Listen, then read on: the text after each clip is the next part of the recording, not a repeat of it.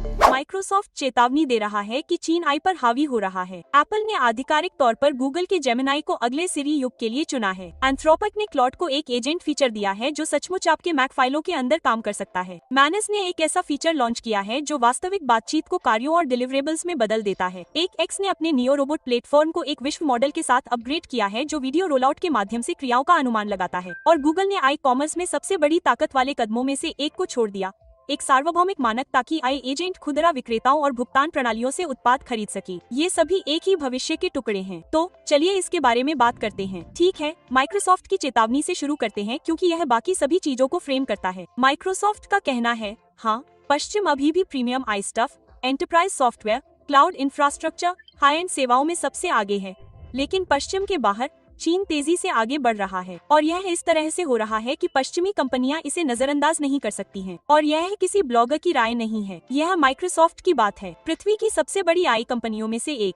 वे open AI से जुड़े हुए हैं, वे अजूर को बहुत बड़े पैमाने पर चलाते हैं, वे कॉर्पोरेट जगत में समाहित हैं और वे वैश्विक स्तर पर देशों, कंपनियों और डेवलपर्स द्वारा उपयोग किए जा रहे उत्पादों की जानकारी रखते हैं। माइक्रोसॉफ्ट जिस ओर इशारा कर रहा है वह वैश्विक आय युद्ध क्षेत्र में बदलाव है। पश्चिमी आय विस्तार मुख्य रूप से मालिकाना मॉडल, प्रीमियम मूल्य निर्धारण, एंटरप्राइज अनुबंध और भारी बुनियादी ढांचे की तैनाती पर आधारित है। यह समृद्ध बाजारों में बहुत अच्छा काम करता है, यह बड़ी कंपनियों के लिए बहुत अच्छा काम करता है, यह वहाँ बहुत अच्छा काम करता है जहाँ आपके पास स्थिर बुनियादी ढांचा और बजट है। चीन एक अलग खेल खेल रहा है। चीनी आई पारिस्थितिकी तंत्र ऐसे मॉडल को आगे बढ़ा रहा है जो सस्ते, अधिक सुलभ और कई मामलों में ओपन सोर्स या उसके करीब हैं। यह बहुत मायने रखता है क्योंकि दुनिया के बड़े हिस्से में पहला आई ही है। बिजनेस के मन में सवाल यह नहीं होता कि सबसे एडवांस मॉडल कौन सा है, सवाल यह होता है कि हम क्या खरीद सकते हैं, उसे लागू कर सकते हैं और बनाए रख सकते हैं। और माइक्रोसॉफ्ट का कहना है कि चीनी मॉडल ठीक उन्हीं क्षेत्रों में हावी हो रहे हैं।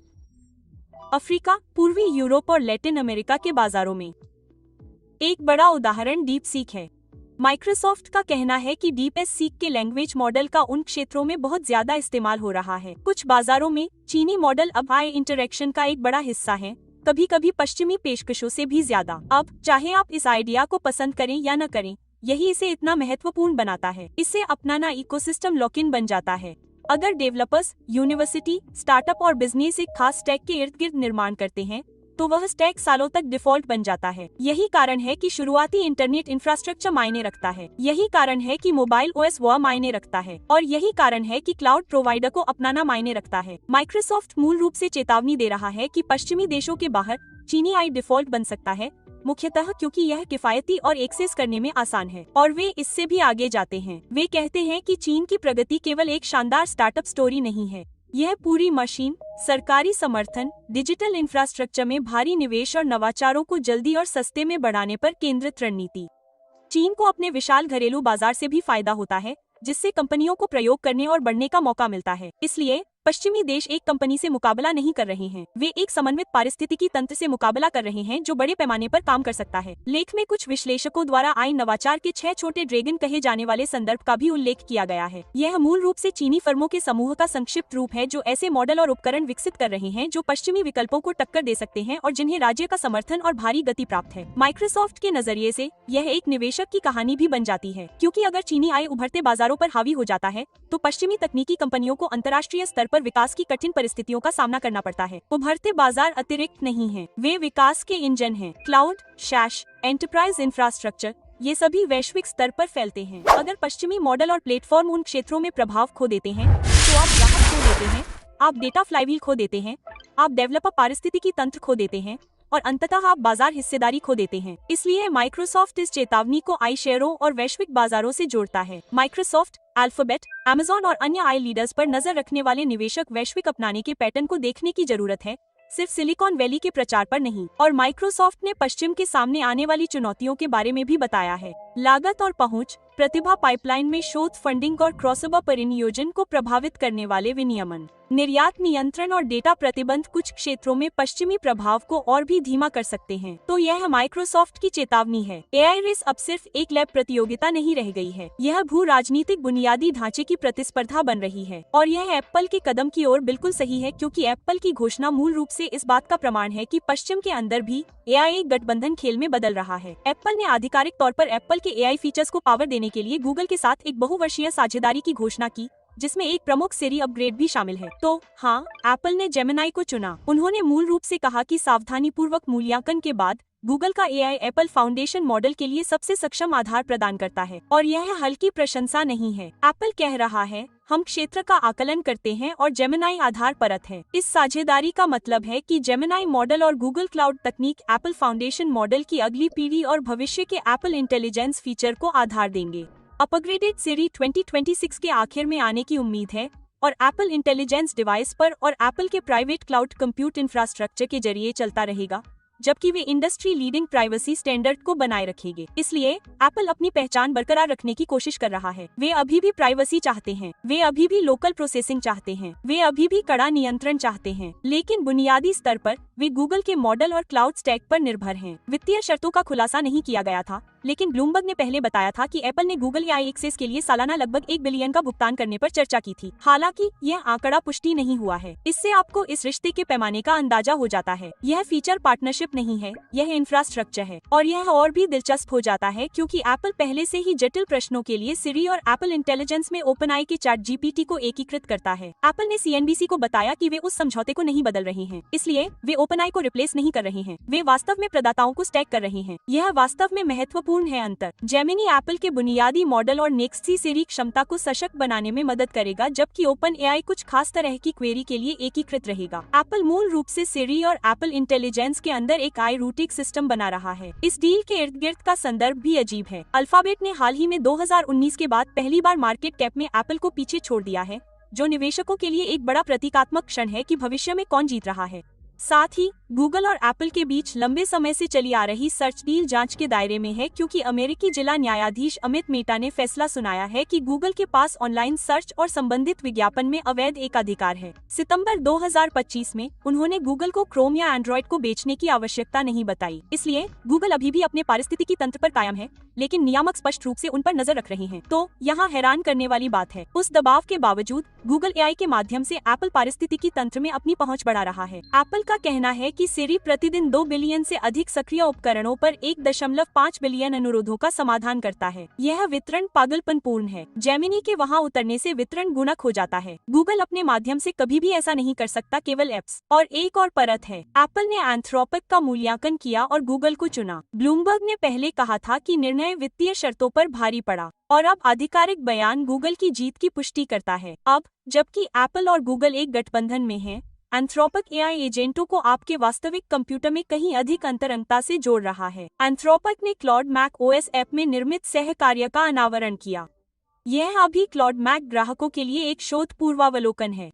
सहकार्य उपयोगकर्ताओं को अपने मैक पर एक विशिष्ट फोल्डर में क्लाउड को एक्सेस देने देता है। एक बार अनुमति मिलने पर क्लाउड सीधे फाइलों को पढ़, संपादित या बना सकता है। यह सरल लगता है, लेकिन यह सहायक और एजेंट के बीच का अंतर है। एक चैट सहायक सलाह देता है, एक एजेंट आपकी वास्तविक संपत्तियों को छूता है और आउटपुट तैयार करता है। सहकार्य बहुचरणीय परियोजना प्रतिनिधिमंडल के लिए डिजाइन किया गया है। उपयोगकर्ता फाइलों को व्यवस्थित करने, छवियों से डेटा निकालने, बिखरे हुए नोट्स से रिपोर्ट तैयार करने जैसे कार्यों का संकेत दे सकते हैं, ऐसे काम जिनमें आमतौर पर समय लगता है क्योंकि यह फोल्डरों और प्रारूपों में फैला हुआ है। वर्कफ्लो डिजाइन भी सबसे अलग है। आप वास्तविक समय में प्रतिक्रिया दे सकते हैं और सहकार्य कर सकते हैं। ऐसे स्किल्स और कनेक्टर का इस्तेमाल करें जो बाहरी डेटा को एकीकृत करते हैं या ब्राउजर आधारित वर्कफ्लो को नियंत्रित करते हैं। तो यह केवल स्थानीय फाइल प्रबंधन नहीं है, यह एक एजेंट सिस्टम है जो डेटा खींच सकता है और चरणों को निष्पादित कर सकता है। एंथ्रोपिक सुरक्षा और नियंत्रण पर जोर देता है क्योंकि जोखिम वास्तविक है। उपयोगकर्ता तय करते हैं कि क्लाउड किस फोल्डर तक पहुंच सकता है और सहायक फाइलों को हटाने जैसे बड़े कार्यों से पहले अनुमति मांगता है। लेख में प्रॉम्प्ट इंजेक्शन जोखिमों का भी उल्लेख किया गया है,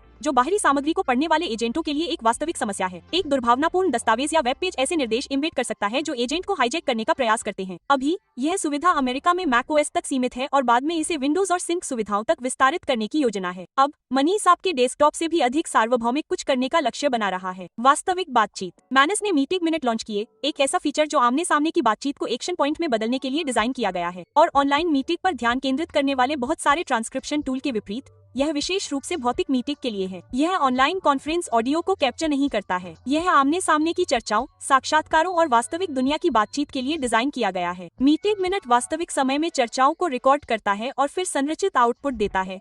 सारांश, स्पीकर की पहचान, सहभागियों की सूची और कार्रवाई योग्य कार्य। यहाँ दो बातें बहुत मायने रखती हैं। एक है ऑफलाइन क्षमता, यह इंटरनेट आउटेज के दौरान भी बिना किसी रुकावट के रिकॉर्डिंग को सपोर्ट करता है। यह बहुत बड़ी बात है क्योंकि वाईफाई की समस्या के कारण मीटिंग नहीं रुकती। दूसरा है कार्यों के सटीक असाइनमेंट के लिए आई स्पीकर की पहचान। इसका मतलब है कि यह केवल ट्रांसक्राइब नहीं करता है, यह पहचानने की कोशिश करता है कि किसने क्या कहा ताकि सही व्यक्ति को एक्शन आइटम सौंपा जा सके। मनीष बातचीत से आउटपुट तक लूप को बंद करने की भी कोशिश करता है। यह उसी वर्कफ्लो के अंदर मीटिंग नोट्स से सीधे प्रेजेंटेशन, वेबसाइट या सोशल मीडिया एसेट जैसे डिलीवरेबल्स जनरेट कर सकता है। और बिजनेस मॉडल क्रेडिट आधारित है। फ्री रिकॉर्डिंग की अनुमति है, लेकिन विश्लेषण और संरचित आउटपुट के लिए मेनस क्रेडिट की आवश्यकता होती है। अगर क्रेडिट खत्म हो जाता है तो उपयोगकर्ता के अपग्रेड या रिफिल होने तक विश्लेषण रुक जाता है। यह एक स्पष्ट मुद्रीकरण दृष्टिकोण है और यह आपको बताता है कि मूल्य सोचने वाले हिस्से में है, रिकॉर्डिंग में नहीं। अब मीटिंग से रोबोट की ओर बढ़ें।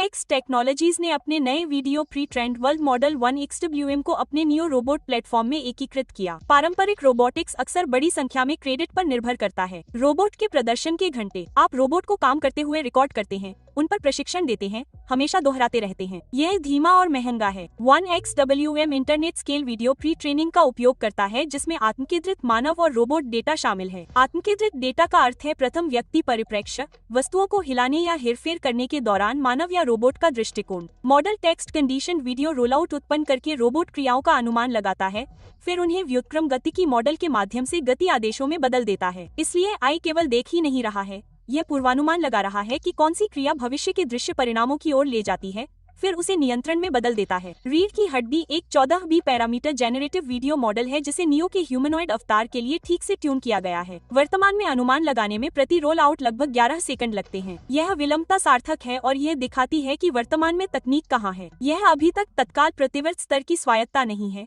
लेकिन भुगतान सामान्यीकरण है। 1XWM कथित तौर पर नई वस्तुओं और गतियों के लिए बेहतर सामान्यीकरण करता है, खासकर उन कार्यों के लिए जो प्रशिक्षण डेटा में मौजूद नहीं है। आंतरिक बेंचमार्क और शुरुआती प्रतिक्रिया से पता चलता है कि यह भी मैनुअल समन्वय और जैसे जटिल कार्यों को संभालता है। पिछले मॉडल से ज्यादा या उससे ज्यादा सफलता दर के साथ मजबूत ऑब्जेक्ट मैनिपुलेशन। विशेषज्ञों का कहना है कि ट्रेनिंग के दौरान आत्मकेंद्रित मानव डेटा और विस्तृत कैप्शनिंग से ज्यादा विश्वसनीय व्यवहार मिलता है।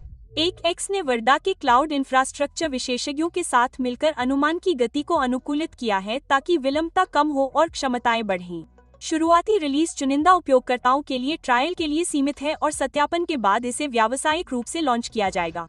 तो यह रोबोटिक्स व्यापक आय में देखे जा रहे विश्व मॉडल के करीब जा रहा है।